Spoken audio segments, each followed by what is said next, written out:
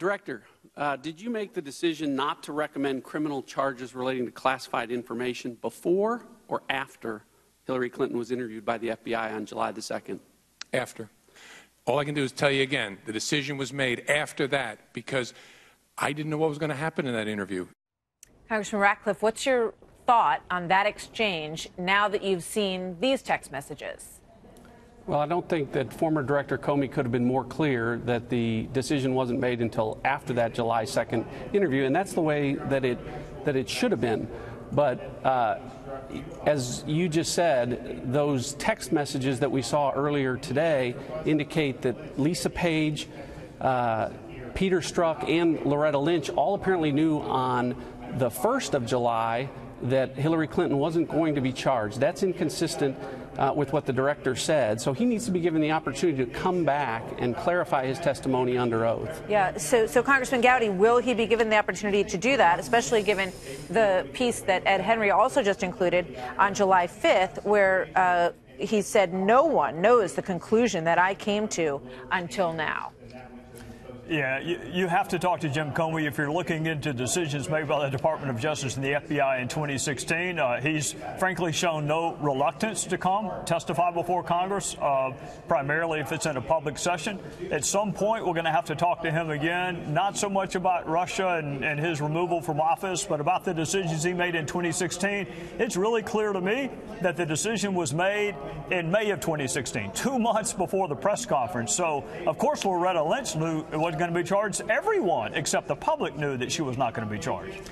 Congressman Gowdy, with regard to these new texts and the idea that there could be a special counsel, a second special counsel requested to look into this, how are you pursuing that? Well, these texts are incredibly important, Martha, for a number of reasons, both what's there and what's not there. So lay aside this glaring 5-month gap in texts that the world's premier law enforcement agency somehow missed. Lay that aside. What we have seen, what Johnny and I saw today, was a text about not keeping text. We saw more manifest bias against President Trump all the way through the election into the transition.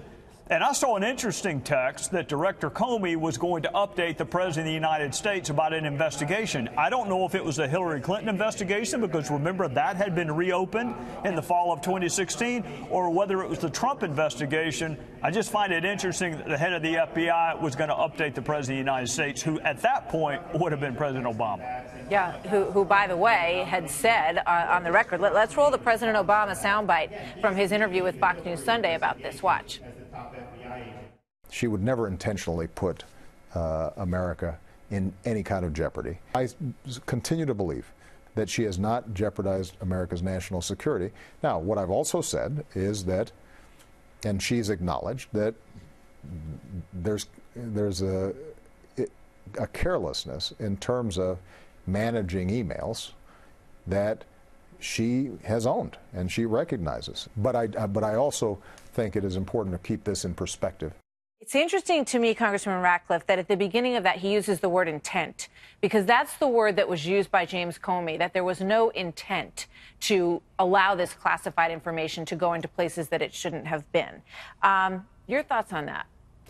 Well, it does make you wonder. Again, it's a strange coincidence.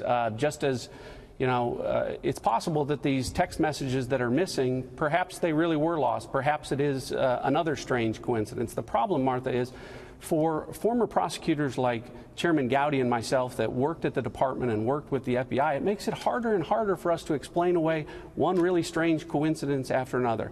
Look, the point, I think, with respect to the issue of bias that Chairman Gowdy mentioned before, we knew that Strzok and Page had an intense anti-Trump bias. And that's okay so long as they check it at the door and do their job. But we learned today in the thousands of text messages that we reviewed that perhaps they may not have done that. There's certainly a factual basis to question whether or not they acted on that bias. We know about this insurance policy that was referenced in trying to prevent Donald Trump from becoming president. We learned today about information that after